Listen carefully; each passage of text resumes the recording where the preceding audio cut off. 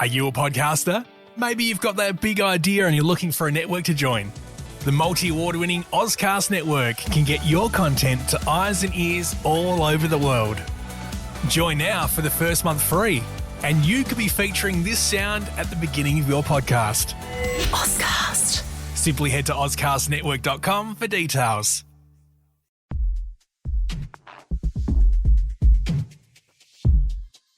Okay, a lot to pack into this episode, a lot of leaks and findings to discuss, but before we get into that, Apple have been getting a little bit social lately. Apple have launched an official Instagram account, purely showing off people's work through the Shot on iPhone campaign, and also we've had construction workers within Apple Park sharing videos and pictures from within the premises on Snapchat.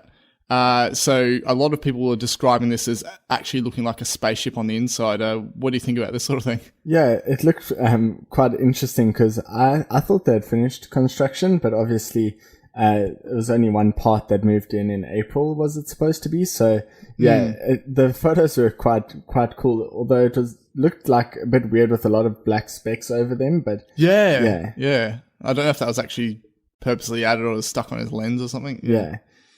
Yeah, and then the Apple on Instagram is pretty exciting. I suppose they have been, like, the thing is that when they do things properly. They didn't just get on these social networks for no reason. Like on Twitter, they're there for customer support, and obviously there to showcase the iPhone's capability, camera capability on Instagram. And now they're also using, like, they have some challenges. I saw they had like a water challenge for photographers to submit their water photos to Apple. So obviously they have a strategy there, which is pretty cool. Yeah, I do like the official nature of it. It's not it's not just joining social media for the sake of it being popular. I mean, in terms of Instagram and Twitter, they were later to the party in that sense, but I think the purposes they've used it for are pretty good.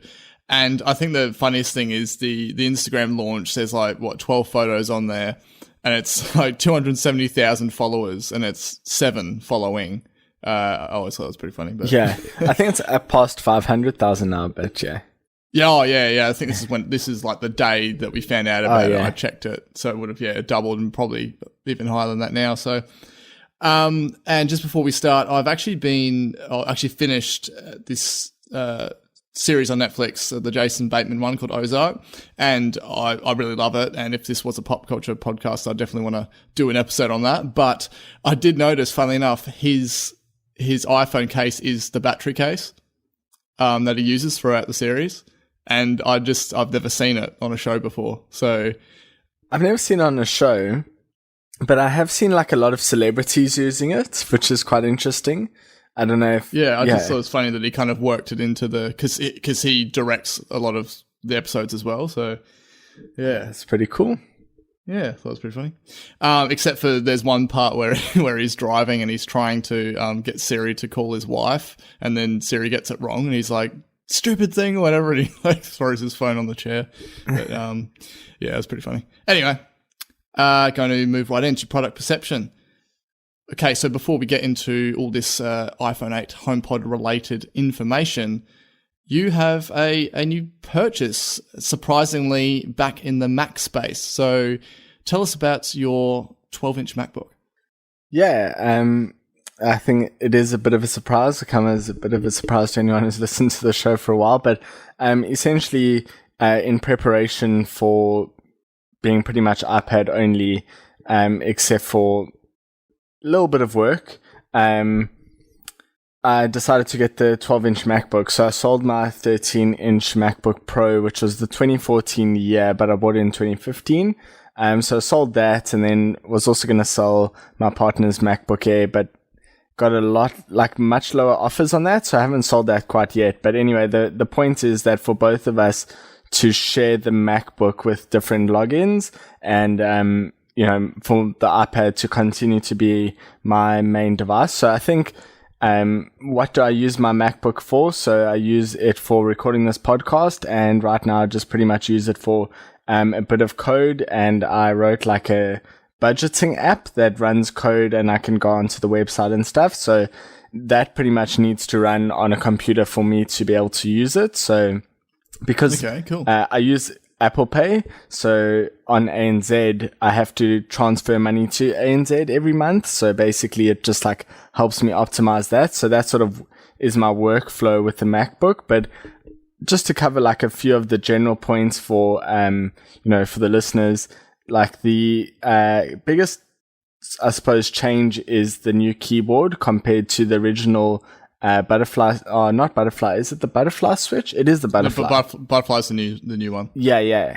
So the new butterfly switches, this is like the second generation of those, and the keyboard is really awesome. So going back to like using anything else is like super mushy and just not great. And these are really direct and accurate. And I think if you get used to them being large is a good thing, although in the beginning it's really difficult because you think you're on the next key, but you're still on the same key. So overall, huge improvement over the first gen and over the like more mushy older keys, but it does take a little bit of getting used to. And then obviously the design is awesome. It's so light, and obviously the screen is perfectly weighted so that you can lift it with one hand. And yeah, it's overall just great. The screen is fantastic. It's, just design is awesome. They've got some loudspeakers. I'm really happy with the purchase. Obviously there was a big decision at the same price point to either go 12-inch MacBook or 13-inch MacBook Pro without touch bar.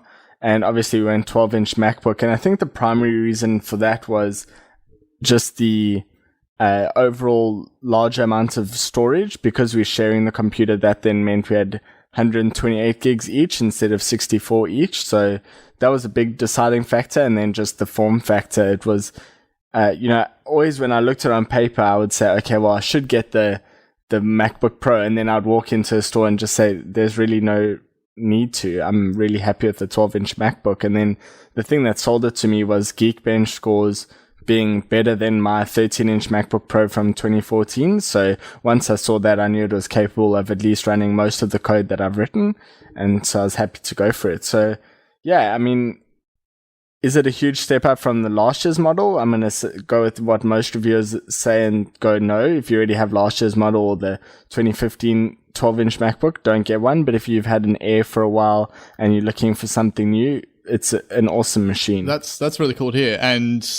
And that's what the funniest part was. I woke up one morning and you're asking me, okay, which would you go, 12-inch MacBook or the 13-inch, MacBook Pro, that touch bar? And I was just kind of like, why isn't he asking me this? Like, this is bizarre. And then literally 5 minutes later or very soon after, you're like, oh yeah, I went with the 12-inch. I'm like, what, you just straight up bought one? And you're like, yep, that's what we're doing. So yeah, because we sold my old one on Facebook Marketplace, and it's like so quick and easy to use, which like really just removes the barrier of selling old stuff, and got a decent price for it. So I think all in all, I paid $400 for this computer, which is pretty much nothing. So I'm pretty happy with it. That's actually really cool, because I was just reading the news about that new Facebook Watch app, or whatever it's called. Yeah. And I was thinking back to when we were talking about Marketplace, and then funnily enough, you actually used that in this case to sell your product. So, okay, I guess the listeners want to know, what color did you go with? Did it in space gray. So yeah, it was. We both had the black iPhone now, and sort of, I think it's the most timeless. It's super badass looking. Like on any wooden table, it just amplifies how good looking it is. It's a really, really beautiful machine. I actually did that because, funnily enough, how I was telling you about how I got that the product red leather case for real cheap. That arrived today. And unfortunately, I put it on, and I'm so used to space grey and midnight blue across all my items that I just couldn't get used to it. I mean, first of all, I haven't had an actual case on my phone. I've been having skins for so long. So that's been part of it, but it just instantly didn't feel like it tied in. And I went to go pull out my MacBook Pro to set up for this episode, and I just like looked at how sleek and awesome the space grey was. I instantly felt relaxed, and I was like, "Yep, this is good." So it's a bit of a hard one. I appreciate the loud sort of bright red coloring, but currently, yeah, with my color choices and everything, it sticks out like a sore thumb. So I'm not actually sure if I'll be using it. Yeah, it looks good, but I'm not sure it ever really works in. Like, I think I would be the same. I mean, especially with red and space gray, but yeah. I put it on and it just felt kind of cartoony. Right. Just in comparison to everything else being so sleek and dark. So anyway, I mean, as I said, it was only for a small price, so it's not the end of the world. But, and then finally, before we move on, are you going to look into any sort of dongle for this, being with the single USB-C port? That was the original plan. So right now I'm able to record the podcast with the USB mic on the old MacBook Air that I still haven't sold, but I'll either be getting the sort of connector dongle for my iPad or for the MacBook, probably the iPad. Yep. Yeah. So I'm currently living dongle free, which is working out quite well. Cool. Okay, so we're going to move on to Rumour Mill. And funnily enough, speaking about colours, there has popped up a new gold, copper gold, supposedly, for the iPhone 8. So what happened is the Foxconn vice president, he did some posts about how the iPhone 8 is going to be expensive because the OLED display has a custom shape and therefore has low yield, has according to him, a 40% failure rate, which is actually quite worrying from that perspective. But there were some images that leaked showing a black iPhone 8, a white one, and what is described as copper gold, although for me in these first images, it's not what I would call copper. It's more of that kind of like foundation makeup tone to me. Now, since this post, there has been other renders and I think another image of like a dummy unit. The coloring of this copper gold in that looked a little bit better, but do you see any legitimacy in this, or? Oh yeah, it looks like that's exactly what's going to be coming out, and I might just disagree a little bit and say that it looks exactly like copper to me. So yeah, I wouldn't even describe it as gold pretty much at all. I know that a lot of the news sort of outlets have, but yeah, I think it's going to look much better in person. Often these sort of dodgy photos that are taken of these devices are not the best color accuracy, so it's usually slightly off, slightly dingy. So I think it'll look quite nice in person, and I think it's going to be the real color. Yeah, I am. This was actually something that I have been hoping for a while. When they did have gold and rose gold, I thought it'd be awesome if they had like a bronze copper, finish. And I think because I had a certain vision in my head of what that would look like, more like like your bronze medal or something. And then when I saw this, it had more of that matte kind of like makeup brand aspect to it. Yeah. But as you say, from the actual color accuracy, and these are, whether they're dummy units or not or whatever, like always, you get to the final release and you see the actual product in real life, and it is so much better. So yeah.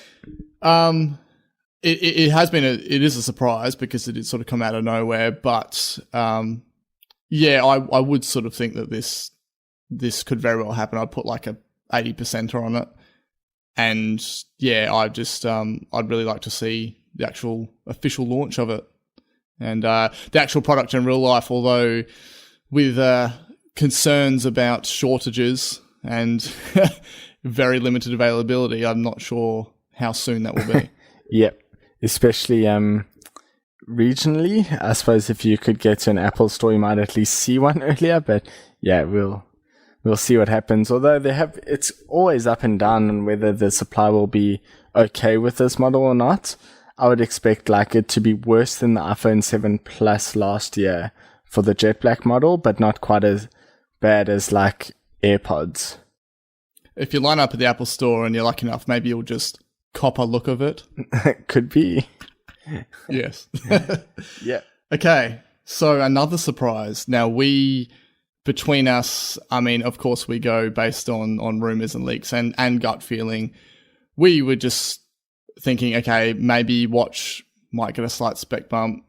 You know, we wouldn't see a redesign until at least next year, but supposedly there is a LTE version of the Apple Watch coming. So have you got details on this? Yeah, this is one of those things where, you know, we kind of go off what we think's going to happen, and as you say, with the rumors, and it looked unlikely that a redesign was coming this year, and I know that it played a bit of a factor in whether you got the model, you know, your model or not, or waited. But Bloomberg, through Mark Gurman, who obviously has quite a good reputation for getting these details right, has said that there'll be an updated watch by the end of 2017 with cellular connectivity. So could be called Apple Watch Series 3. I mean, would make sense, right? And then keep Series 2 and Series 3. It would probably have an Intel supply LTE modem. So, you know, given the court case with Foxconn, that sort of detail seems both logical and inevitable. And then, obviously, the increased connectivity through LTE will allow the watch to basically stream, message, call, that sort of stuff by itself, which I'm really excited for. So I've been on a run a couple of times and my playlist hasn't synced, or I didn't like the music, and because I just sync my new music playlist. So that happens on the Friday, and if I go for a run on the Saturday, I don't quite like what's going on. I'd like to just change the music or say, hello Siri, start my run. Because I have the 7 Plus, I never take my phone with me, so I don't get to quite use Siri in the way that's intended there, which will be quite cool. So these are some of the uses that I see it for, more so than like calling. A lot of people hear cellular and they're like, oh, well, it can make phone calls. Well, it can already make phone calls. It's more about, you know, not having to have your phone with you in certain cases. Yeah, and I think there is a possibility it could be sort of supply constrained until 2018, or we might not see it till 2018. We're kind of assuming that it will come with the iPhone in September, which is still possible. It's not like the iPhone where they have to sort of have this mass production and you know, higher likelihood of leaks. So it is possible. We don't usually see like too many details until much closer to the event. And then John Gruber adds that there could be a new form factor, which I kind of just see as much thinner, but not necessarily a change in shape. So what do you think about that? Oh, definitely.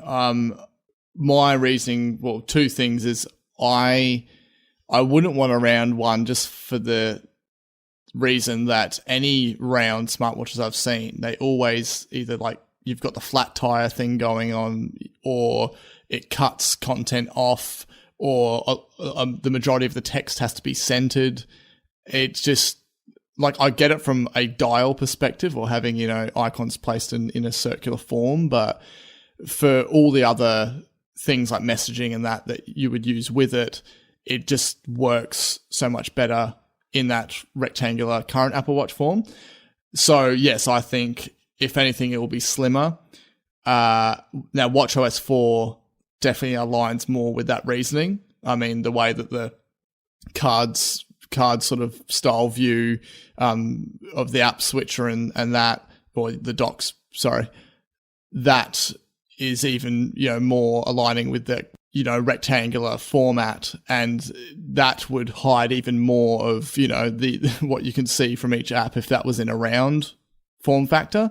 And so, yeah, I don't think anyone that has done round smartwatches has pulled it off the way that I think serves the actual content. Yeah. So, yeah, for me, the rectangular shape, it's iconically Apple Watch. People laughed at it at the start because they're like, it doesn't look like a watch. But seriously, in the smartwatch game, and just with the ability to view as much as you can on that small size screen, it just works the best. And so I think thinner overall.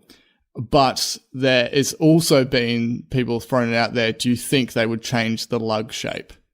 which I think would be a very stupid move. Yeah, I think so. I mean, a few commenters have said that they wouldn't care if that was the situation. I've always been a bit annoyed by people who did care about, the change from 30 pin to Lightning or potentially to USB and C, and I kind of just always say, well, move along with it. But this wouldn't make sense for me because a watch is slightly different. They're updating the bands every 3 to 6 months. Every season they have a new set of bands that they want you to buy. And if they want people to continue buying those regularly and seeing this as having many, many options, they wouldn't change the design. And really, there's no need to change the lugs because they're so thin already that it's kind of future-proofed them for a while. And I think that was purposeful. So I don't see them as changing those unless the device sort of width changes significantly. The other thing that I would mention is on rectangular versus round, Apple's never really changed something like that fundamentally. They make design changes, but it's kind of like going back to a hardware keyboard just because that's what previous smartphones had. And they never did that. And I'm sure that this is similar in that, yes, watches are round, but it doesn't actually make sense for a smartwatch to be round. The other thing is, what if they started with the rectangular list and then moved to the honeycomb view? Then I might go, hey, maybe there will be a round one because that sort of fits in. But since they're going the other way, I don't see it. Plus, I feel like with the OLED screen, anything with the watch that has been circular, like some of the circular watch faces and the honeycomb grid, it's not like you've got this very obvious square rectangle area of screen. Do you know what I mean? Because with the OLED factor of it, it just the empty black just blends in with the device. Yeah, and so I feel like that. Yeah, if it were the other way around and they did suddenly release a circular one with watchOS 4, then you could think, okay, yeah, right, round watch is coming. But yeah, it's already been established. With watchOS 4, they've just introduced a few more things that really work even better with that rectangular shape. So I think that's definitely here to stay. And yeah, just looking at the lug size, it is really quite minimal. So if anything, I think that would slim the watch, possibly make the digital crown a little smaller, I think. Only a fraction. And I think they would either increase the screen size and therefore have smaller bezels, or just increase the overall size a little. Although looking at that then wouldn't work with the lugs. So yeah, potential screen increase, not sure. But either way, it's going to be interesting to see. And this has been a surprise rumor, so September can't come sooner, really. Yeah, it's not too far away, so we should see invites in, I would say, usually 10 days before, so right at the end of August, 3 weeks from now, we should see one. Yes, yep. And anyone that follows us on our social channels, you'll find out straight away because we'll be sure to post that. We'd like to move on to really the majority of this episode with the water cooler. Okay, so on July 28th, Apple pushed out firmware for HomePod. Now, from this, developers have been discovering details on HomePod, iPhone 8, and a lot more. And now this definitely seems like a big stuff up to me. I don't think it's intentional in any way, but I think whoever was in charge of making sure that these details stayed secret, they're most likely fired by now, because this is just busted up, opens, day by day, we're getting more details are being discovered. And there very well could still be more to find. Yeah, I don't think we'll ever see anything like this again. This is sort of one big mistake, but it will result in such a massive change in process that you'll just never see this sort of thing happen again. It's rumored that this is as a result of trying to make the firmware available for Apple internal users. So they sort of have expanded the testing to the majority of their staff to having these devices in their houses. And sort of that's why that firmware was uploaded, but with the wrong button ticked on whether it was public or not. This is like to me, bigger than the leaving the iPhone in the bar. Like, there's just so much that's linked, that's come from this. If there was ever a reason to not create the backdoor that the FBI asked for, this is it. Oh, 100%. This is pretty crazy. So we're going to get straight into it. Okay, so we're going to start off with iPhone 8 details. And I'm going to cover the screen design. So developer Steve Troughton-Smith discovered an image in the framework for the authentication for Apple Pay. So it's this little glyph of what is confirmed, essentially the micro bezels of the iPhone 8 that we've been talking about, that we've shared pictures of, with the notch, which is commonly referred to design, where there's a dip in the top for the earpiece and front-facing camera and sensors. So now there's a code name for the iPhone 8 called D22. So there's no reference of the term iPhone 8. That's why I still refer to it with, little commas around it. Okay, so yes, as we've spoken about, as we've seen, this notch, this curve-edged inset is about 3/5 the width at the top. Now the actual height of it is very minimal too. And so the big thing that everyone's trying to decide and concepts have come out for is what's going to happen with the status bar. So the screen to the left and right of this notch would be where you have your battery indicator, signal, Wi-Fi. People saying this could possibly be either interactive or customizable. And a lot of people saying, okay, where's the time going to go? Is it going to sit below the notch? But as we're going to discuss, you found a concept on Reddit of which someone had actually just put the time in the left area, which I think kind of makes sense. So do you think if this is customizable that there's going to be like a limitation of, okay, you can only show 4 types of indicators and you have to choose which ones? Yeah, if it is, I reckon it will mirror something like the Apple Watch complications, where you've got your little spaces and you can just select from a given list. I mean, it totally makes sense to me, because you know how they changed the cellular signal from the 5-dot row back to the bars, which is a lot slimmer. Yeah, there's a reason for that. With iOS 11, yeah, exactly. And I remember at the time I was like, oh, why'd they do that? I like the dots better. But totally makes sense. Saves a lot of space width-wise. And yeah, I hope that we can just get rid of the carrier name. Yeah, I don't need to know I'm on Optus 24/7 exactly. for the next 2 years. Or for myself, when I was back in the day, when I was on Virgin, well, I am on Virgin still, but it used to show as Optus. Right. Because it used Optus Network and then it switched to Virgin. So. It doesn't even matter. Oh, yeah, I know. It's ridiculous. So, yeah, very like to see that disappear.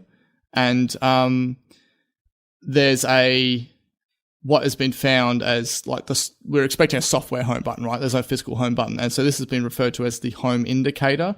Now, what's cool about this is this could mean that in some aspects, in some app views, it's hidden when not needed, or either replaced with a kind of like text link or something. But what I really want to discuss is the 4 concepts. So there are 4 potential ways that the screen could work with the notch. 3 which were released by the same person that did them up, and the 4th which was then found by yourself, Nick, on Reddit.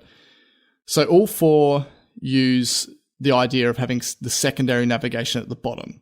So normally, say like you're in Notes or whatever, and you want to go back to the main Notes folder or whatever, and that's usually in the top left corner. You've got another icons in the top right.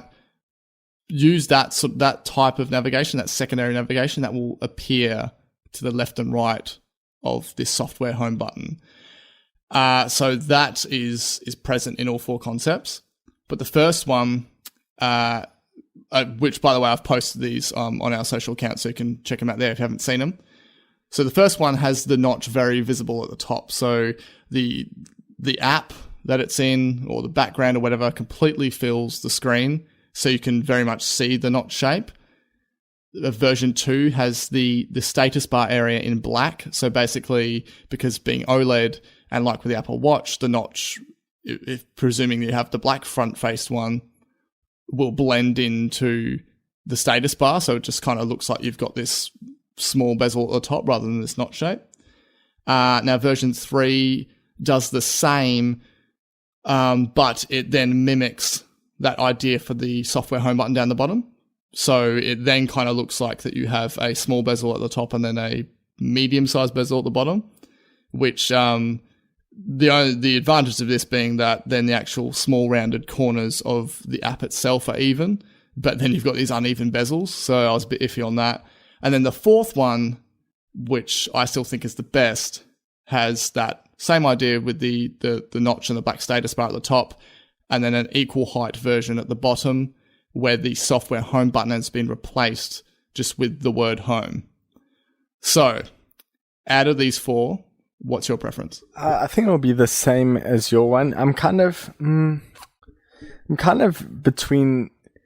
It just has like the solid black status bar where the notch is, and then just full screen to the bottom. But as you said, then you have the uneven rounded corners. That matters less to me. That sort of is the best design. But I think the best overall design, although kind of like giving back some bezel, is the fourth option that you described, where it sort of evens out that sort of blacking out of the screen. Corners, yeah.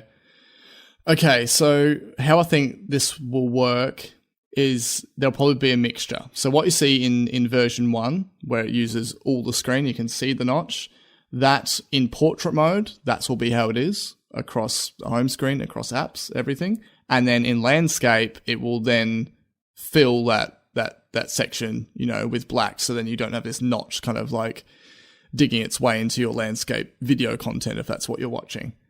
Or I feel like that the lock and home screen will be like version 1, where it uses all the screen. And then anytime you're in landscape or in apps, it'll be like version 4, where you've got these pseudo bezels essentially at the top and the bottom. Now, I guess the argument with this is people saying, okay, why would you do that with the screen with the black? You're just adding bezels where they don't need to be, but there's still actual stuff on the screen within that black area. So it's not like you're not using the screen. It just means that kind of visually at a glance, it may look like that there's bezels there. So this to me is the biggest mystery about it all. It very well looks like that this notch design is confirmed. How are you kind of feeling about it? I mean, I know that there's a level of, it's the limitations of the technology in terms of not being able to, say, put earpieces and sensors under the screen and that sort of thing.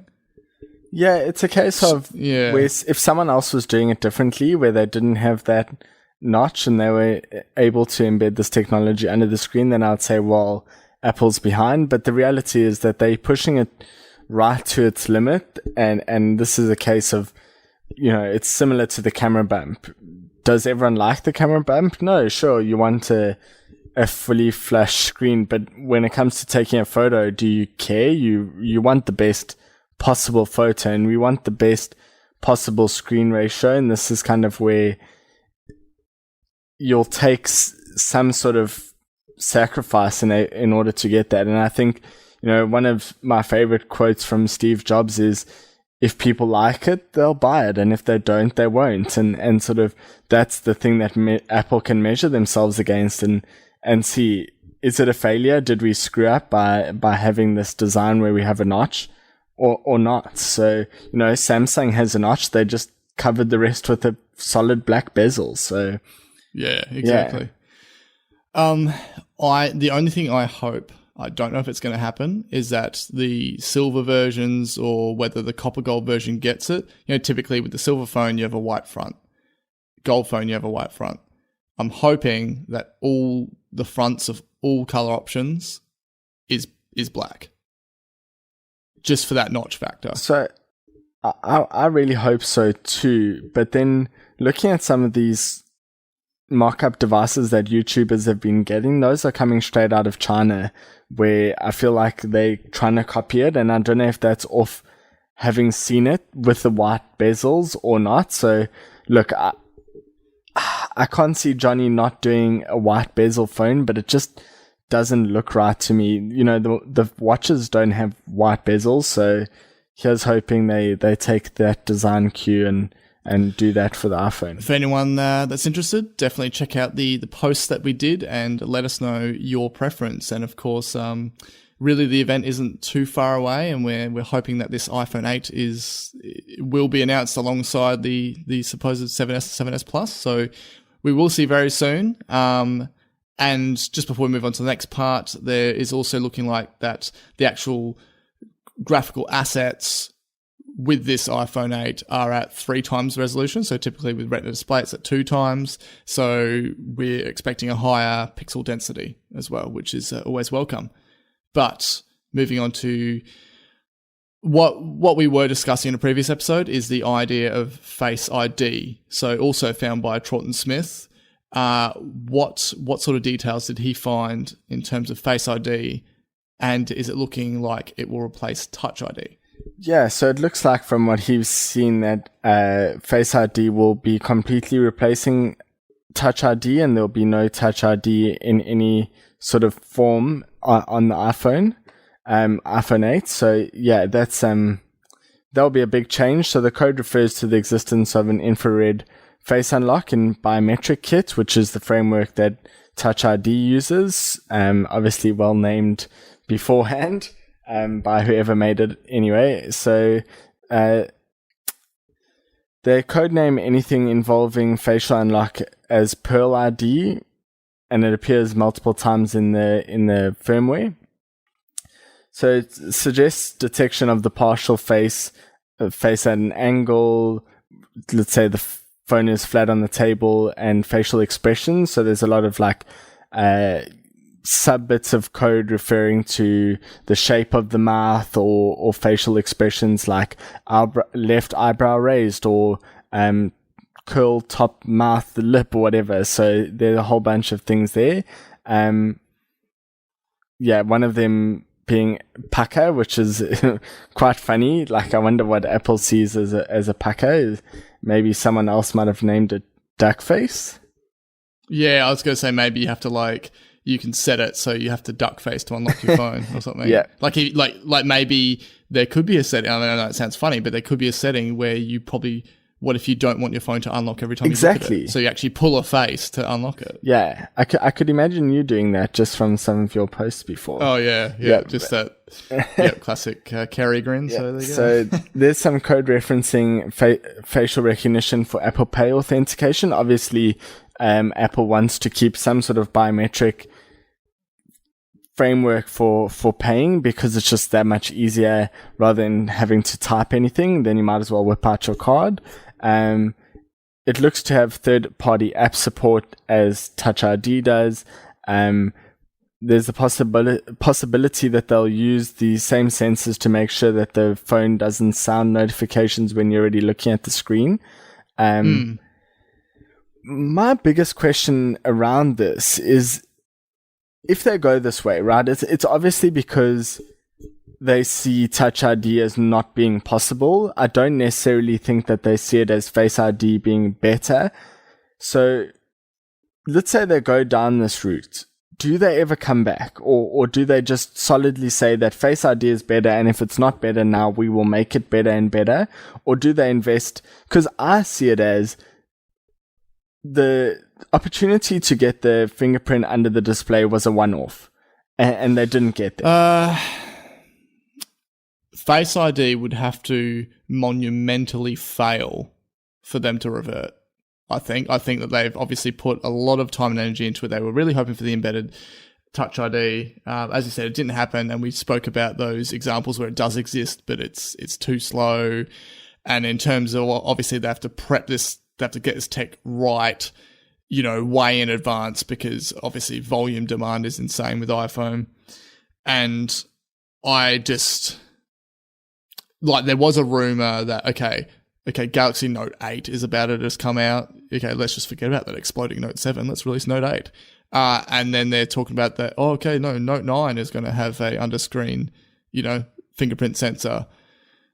it's just like that sort of stuff just annoys me, because it's like they're just looking at any chance to be like, oh no, look, Samsung has it figured out. So you're talking about a device that's like 1.5 years away. Yeah. It's just ridiculous. So I feel like I'm getting more and more excited about Face ID. I think at first we always thought of like facial detection as like your Samsung style, where you have to kind of like hold it directly in front, your iris scanner and that sort of stuff. With all these details packed into the firmware about, it working on angles and flat on the table, and you don't even have to, really be looking at it, or it just has to look at part of your face. I'm really excited to see how it works. I would very much think that, Apple's not just going to try and come out with something half-baked. Yeah. I think that they learnt that from the Apple Maps launch, and with something as important and integral to the iPhone as Touch ID, whatever is going to replace it has to be damn good. And I think that this is. So I'm feeling confident about Face ID. There is no proof per se, aside with Touch ID in the home button, aside from the fact, in the power button, aside from the fact that all these mock-ups have a larger power button.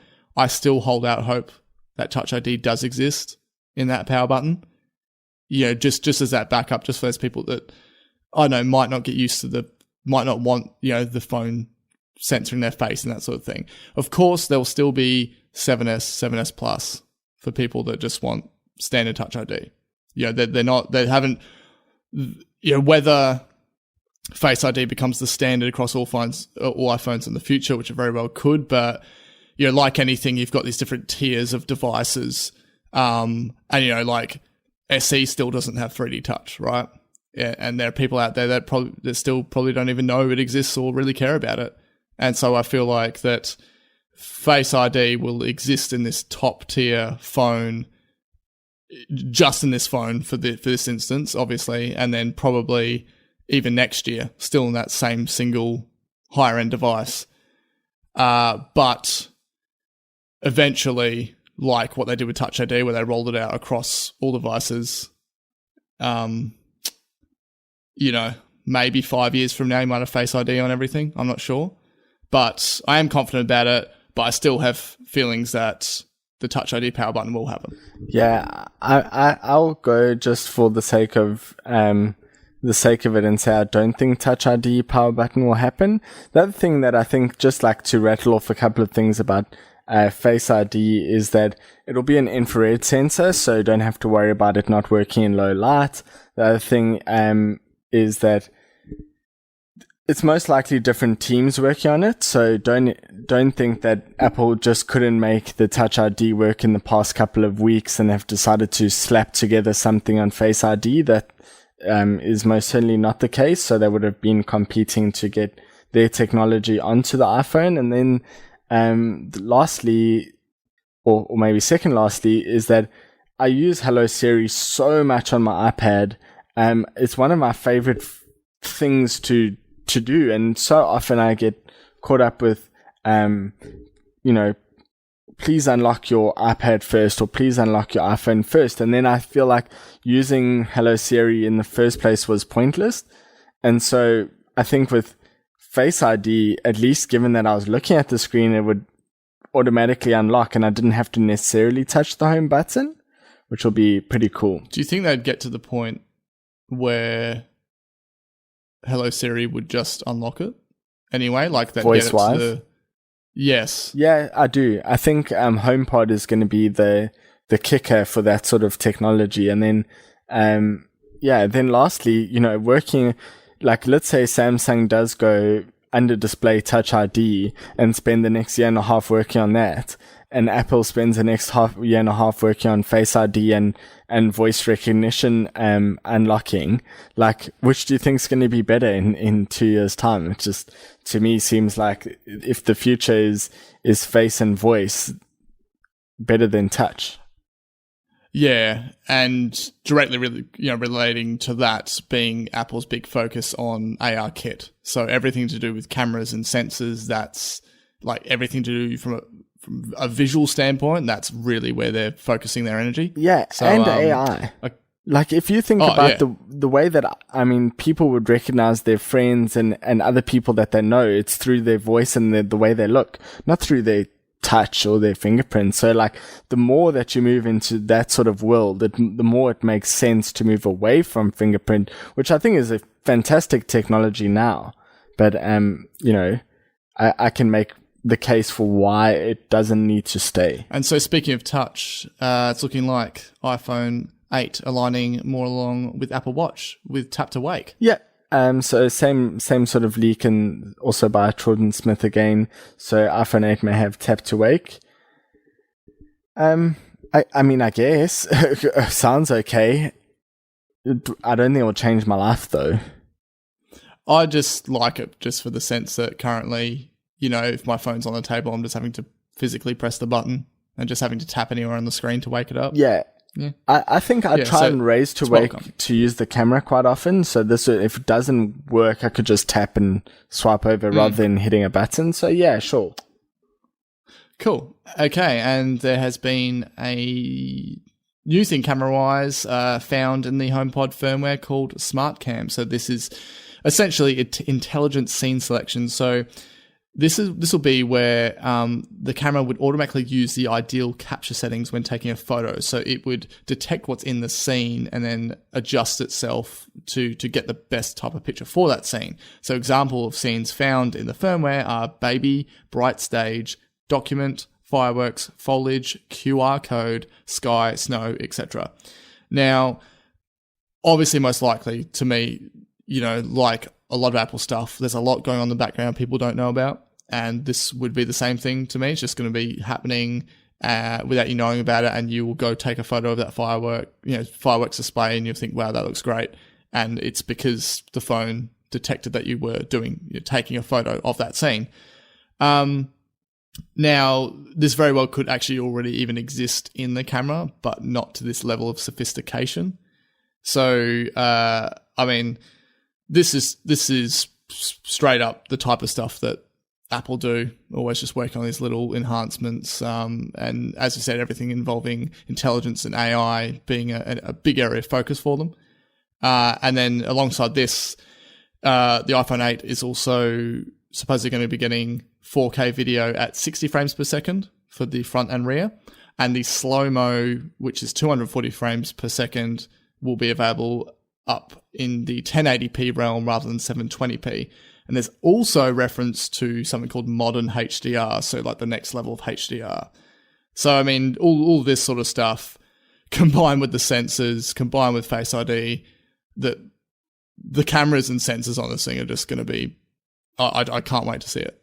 Yeah, it's going to be great. I wonder if we'll get an actual hardware camera upgrade. Everything sort of has been pointing to no, because usually it's like the next iPhone will have this great camera or a 12 megapixel camera, and we haven't really seen much in the change of that. So I think where a lot of the excitement will come from this will be the sensors and the front facing camera and the sort of increased AI and technology behind the camera, because the actual sensor is good enough for now. So and it's the classic thing where I always like I think a lot of people have the common misconception that, okay, if a camera is a high megapixel, it's a better camera. Oh yeah. Do you know what I mean? And this is, I remember happened back in around, was it when 6 came out, or maybe even 5S or something, where basically the megapixels weren't at the same megapixel level as the rival, but the big change they had was the aperture, and that's what was the big increase in picture quality at that stage. Yeah, that was the 5S, I think, or even the 6. You could be right. Yeah. And so this is the same sort of thing. It's like, okay, very well could still be 12, but there's all this other stuff going on to make the images better. Absolutely. So. Okay, HomePod itself. Yeah. What's happening here? Yeah, we've spoken a lot about iPhone 8 news from the HomePod firmware, but basically the reason that we were able to gauge so much, or at least people tell us so much about this, was because the HomePod will run on a full iOS stack. So the way that iOS currently works is it has like a sort of front shell called Springboard, which controls, your home screen and that sort of stuff. And basically a HomePod will run on the same software, but with a different shell app called Soundboard, which is, obviously intuitive. Other things we found out are that the top sort of display that is not being called a display that shows light is a LED matrix, which has the potential to display shapes and symbols because it actually has 272 by 240 pixels or LED lights, or whatever, yeah. Yeah. It's it depends how big they are to be able to call them pixels or lights or, but essentially it can show some stuff, and who knows what they actually want to show on there. And it will have 1 gig of RAM, which I see as easily sufficient for what it will actually need to be doing at any one point in time, keeping in mind it has no need for a UI and that sort of stuff. So what do you think? Yeah, I think at first, just naturally, you're just so used to hearing, like high levels of RAM that when you hear 1 gig, you're like, oh no, but when you just think of the actual device itself, I mean, come on, this is a speaker. Well, it's more than a speaker, it's a smart speaker, but still a gig of RAM, and knowing how Apple's software handles RAM, just so much better than other brands. I expect that they're going to get a lot out of that 1 gig. So yeah, absolutely. Are you still decided on getting 2? Yes, I am. I am definitely. I think the good thing is they've given us the American price, so we're still sticking with that, $499 Australian, provided there isn't a huge change in the American to Australian dollar. Well, we've been getting stronger, so it's currently at, I think it was at $1.25 for $1 US. So there was a chance that it could come in at $4.50. And if it does, then I'll definitely be getting 2 as soon as possible. I mean, that'd be good. That'd be good too, because people just, at this stage, okay, you got what? Google Home, $200. Albeit obviously speaker far less quality sound wise, but I think straight off the bat people comparing, here's this new sort of range of devices, and you got your Echo and you got your Home and you got here's Apple's version, and I will know that people just browsing through the catalog and go see it and be like, oh, why did I pay this much for the Apple one, without knowing the whole sound, all the stuff that's going on with And I think the best part about that is just still back to those early reports of how it sounded, is that everyone's just saying that you close your eyes, you've got the HomePod on it, and it sounds like it's more than one speaker. And yeah, I definitely can't wait come December. But with the supposed tight stock availability for iPhone 8 and then December launch, supposedly, very well could be delayed, hope not, for HomePod. It's going to be a crazy end of year. Yep. Okay. And then finally, we have evidence of a 4K Apple TV. So developer Guilherme Rambo found evidence of, a 4K version of the Apple TV that uses Dolby Vision HDR10. And there has also actually been hints at 4K and HDR iTunes content from a UK purchase receipt. So this was where it showed via the type being movie, and then in brackets it had 4K and HDR next to it. So, I mean, people have been waiting this for a while. To me, it's okay. It's cool. It's cool if they roll it out. People want it. People love 4K. I'm not overly concerned with it. I'm fine with my 1080p TV. I'm much more concerned with resolution and color accuracy and everything in my MacBooks, in my handheld devices over a TV. Some people go real crazy on home theater setups, and that's cool if that's what you're into. But yeah, for me, I'm sticking with the one I've got.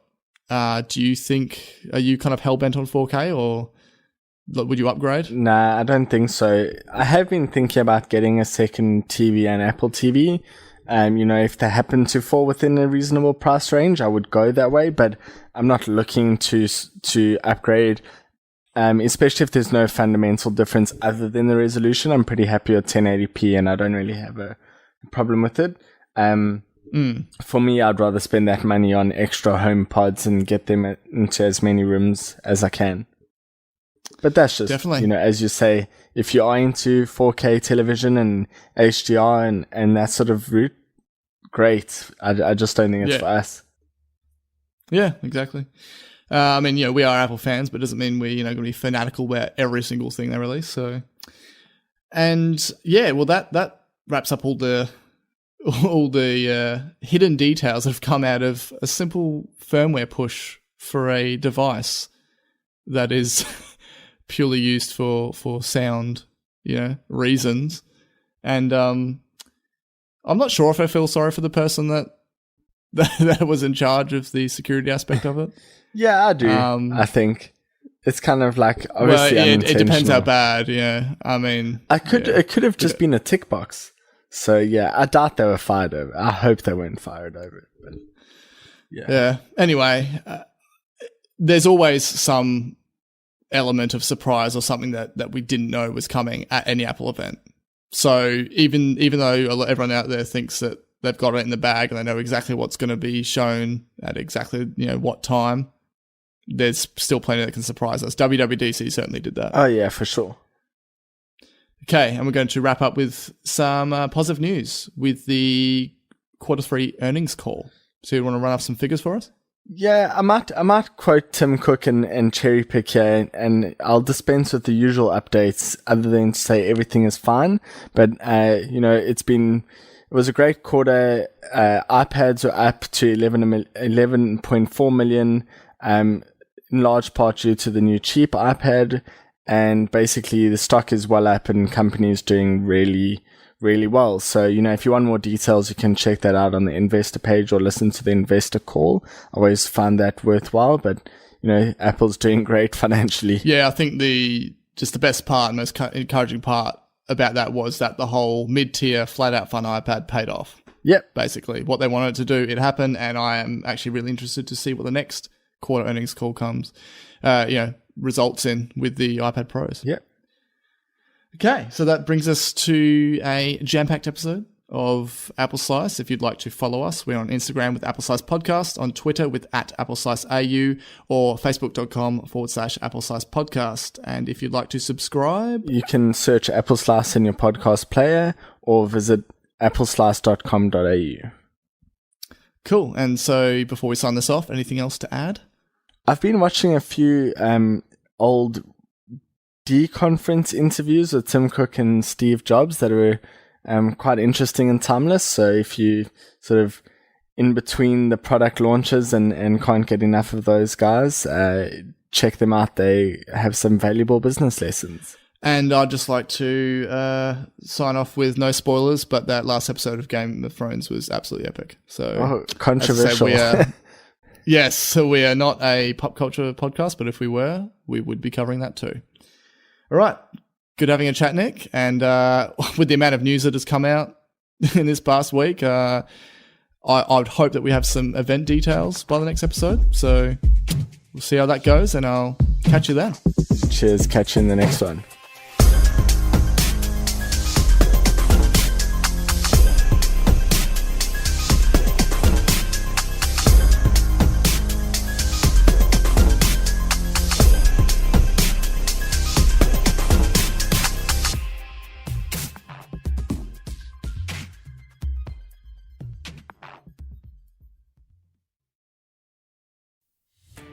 Are you a podcaster?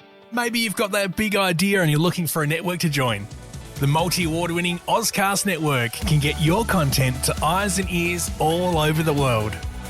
Join now for the first month free, and you could be featuring this sound at the beginning of your podcast. Ozcast. Simply head to ozcastnetwork.com for details.